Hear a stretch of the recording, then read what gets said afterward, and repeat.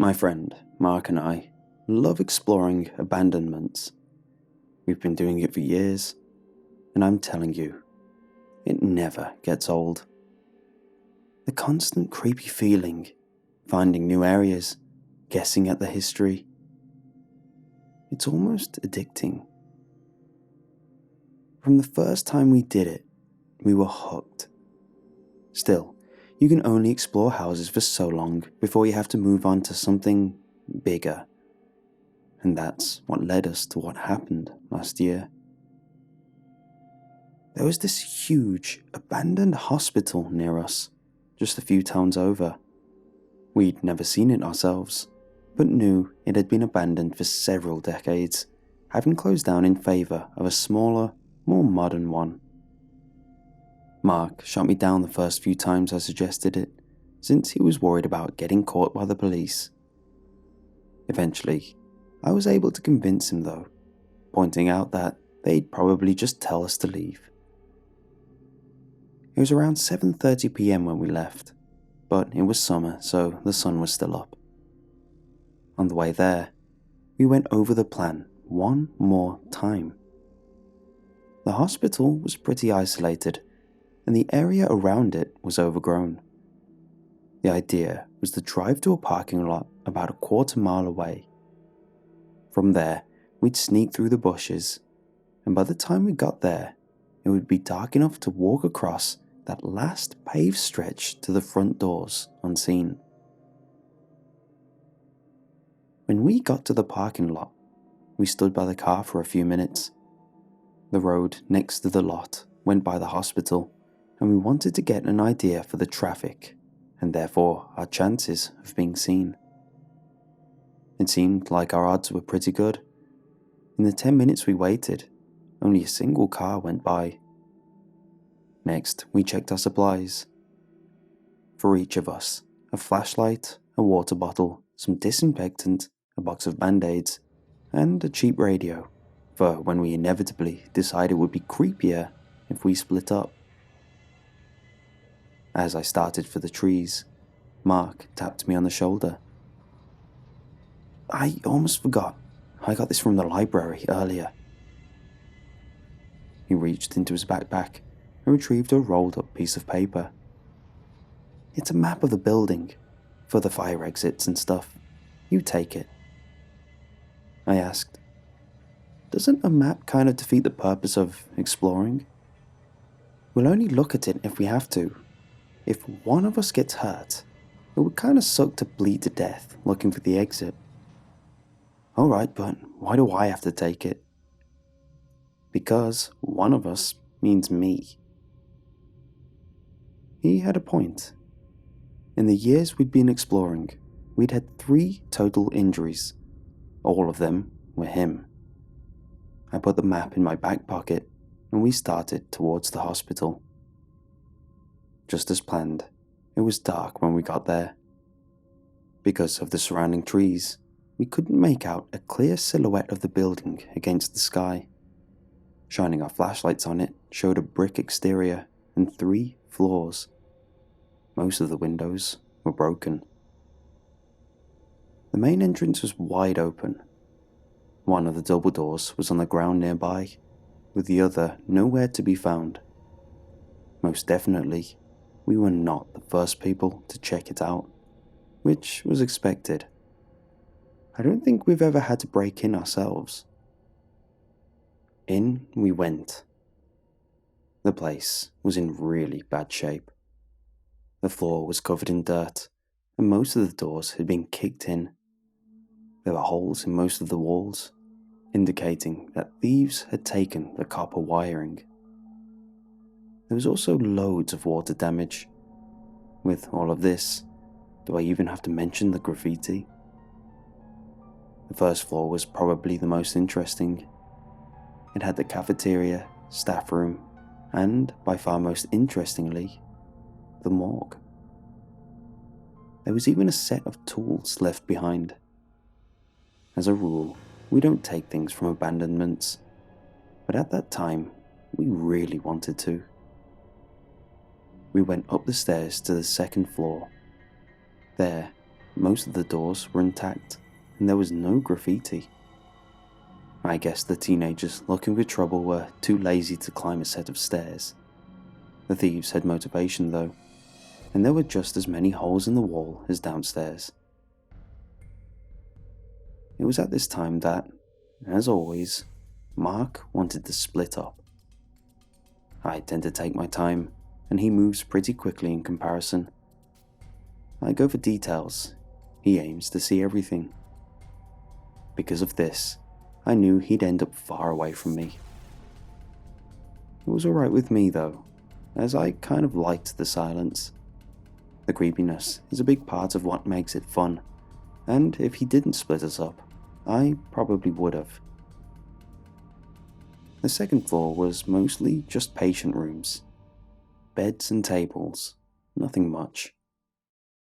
As I was exploring, I could hear Mark's footsteps upstairs. They'd go a distance, stop, I'd hear the faint sound of a door opening, and then I'd hear him move away. He really had gotten ahead. I'd only explored about half of the floor, because I then came across a relatively large sitting room, which was in the middle of the building. It was actually pretty well illuminated by moonlight, thanks to the large window that made up one wall. Looking out, I could see the paved front area we had entered from. I didn't really need the flashlight, so I turned it off. There was a coffee table in the center of the room, surrounded by 4 old sofas. I sat down at one of them for a water break. It was pretty creepy, just sitting there alone, everything bathed in a dull blue light. I kept seeing things out of the corner of my eye, but in that light, this was expected. I was just putting my bottle away when I heard my radio crackle. Mark said, "Hey, I'm kind of lost here. Can you help me find you?" I would have been annoyed at having to use the map, but after seeing things for a few minutes, I was kind of creeped out and wanted to get back together. "Alright, what's the nearest room number?" I asked. "I'm in room 308. "Okay, you're in the east wing, 3rd floor. Where do I go from here?" "Walk so that the numbers are descending. There should be a staircase next to 301. About 2 minutes went by. I was about to try talking to him again when he came back on. "Okay, these stairs are blocked. Where are you?" I answered. "I'm in a sitting area in the middle of the 2nd floor. I take it you're next to 301 now?" "Yes." "Okay, now you want to move in the ascending order again. There should be an employee staircase next to 349. That leads down here." Across the hall from the sitting room, according to the map, was a staff lounge. This is where the stairs went. After 10 more minutes, I could hear Mark's footsteps above me. Once again, the radio crackled on. "These stairs, right here?" "Yep, I can hear you above me." As I listened to him walk off, I went to the door of the staff lounge. On the other side, I could hear Mark descending the steps and walking across the room. When he reached the door, the knob jiggled, but it was locked. I yelled through the door to unlock it. Strangely, he answered through the radio, even though he was just on the other side. "The lock is broken. You'll have to open it for me." I really don't like damaging sights, but I was way too freaked out to keep sitting there by myself while I led him to another staircase. I backed up and got ready to kick the door down. Just as I was about to kick it, my cell phone rang. I practically jumped through the ceiling. I answered the phone. "What? Christ, you scared the crap out of me. And you've been scaring the crap out of me." was Mark. I asked, "What do you mean I've been scaring you? You weren't answering my radio. I've been outside for like 20 minutes. Where are you?" I went back to the sitting room and looked out the window. Sure enough, there he was on the pavement. I asked, "Okay, I'm on the second floor, the big window in the middle." I saw him looking around for a second. He said, Yeah, I see you." It was then that I heard a loud series of bangs. I ran into the hall. The staff room door was shaking with each hit. Whoever was on the other side was wailing on it, trying to get out. I turned around and tore out of there. I met up with Mark outside, and without a word, we ran through the woods to the parking lot. We got in the car and sped off towards his house. When we got there, I told him what had happened. Then he gave me his experience.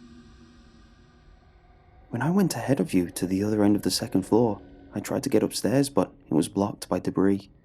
But I heard footsteps up there. I kept trying to get to you on the radio and ask how you did it, but you weren't answering. I thought you were screwing with me, but I was creeped out. I waited for you outside and eventually thought to try your phone." I was thoroughly freaked out. But he still had one last detail for me. "There's one more thing," he said. "Remember when I called you and you asked if I could see you? I did see you, but..." He paused. "I didn't want to say anything then, but I could swear I could see people in the third floor windows."